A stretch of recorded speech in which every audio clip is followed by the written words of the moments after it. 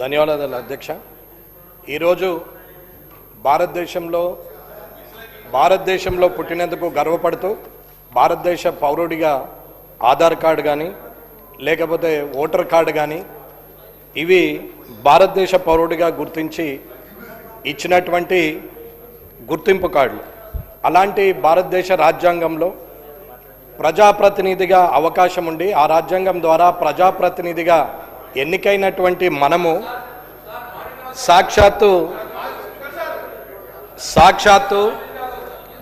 Governor సాక్షిగా, శాసనమండలి chairman సాక్షిగా, శాసనసభ స్పీకర్ సాక్షిగా జాతీయ గీతం వస్తున్నప్పుడు ఖచ్చితంగా దానికి గౌరవం ఇవ్వాల్సిన అవసరం ఉంది.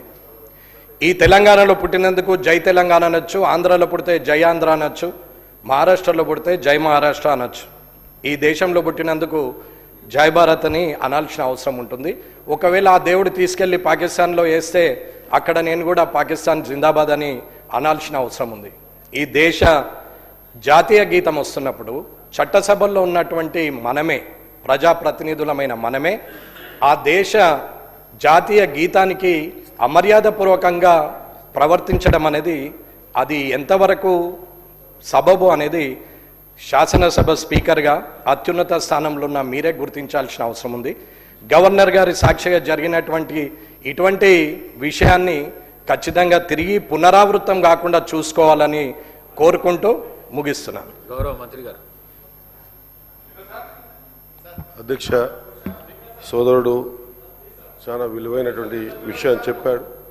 ఖచ్చితంగా ఈ విషయాన్ని నోట్ చేసుకొని దీని మీద ఖచ్చితంగా ఆలోచన చేసి దీనికి మరొకసారి పొరపాటు కానివ్వకుండా పొరపాటు చేసిన సందర్భాన్ని కూడా గుర్తించి నోట్ చేసుకొని ముందుకు మాజీ హుస్సేన్.